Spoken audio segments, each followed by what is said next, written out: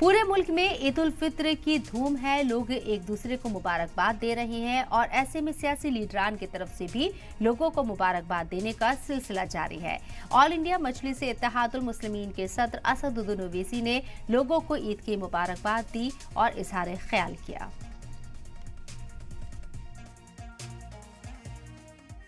अस्सलाम वालेकुम वरहमतुल्लाहि वबरकातुहू।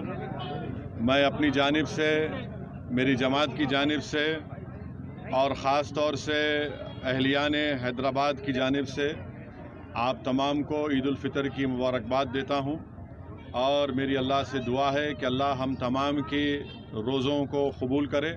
अल्लाह सुब्हानहू व तआला हमने इस माह मुबारक में जो हमने ज़कात निकाली, सदक़ात दिए, जो नेक आमाल करे, जो शब बेदारी की, जो तरावी की नमाज़ें हमने पढ़ी, अल्लाह सुब्हानहू व तआला इन तमाम को कबूल फरमाए।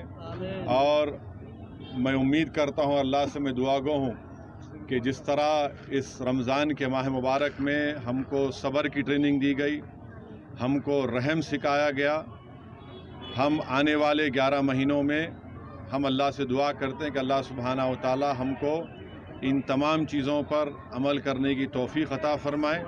और याद रखिए कि अल्लाह गफ़ूर रहीम है, अल्लाह अरहमर राहिमीन है। आपका और हमारा काम ये होना चाहिए कि हम पूरे ना सिर्फ अहलियान वतन बल्कि हम तमाम इंसानियत पर रहम फरमाएँ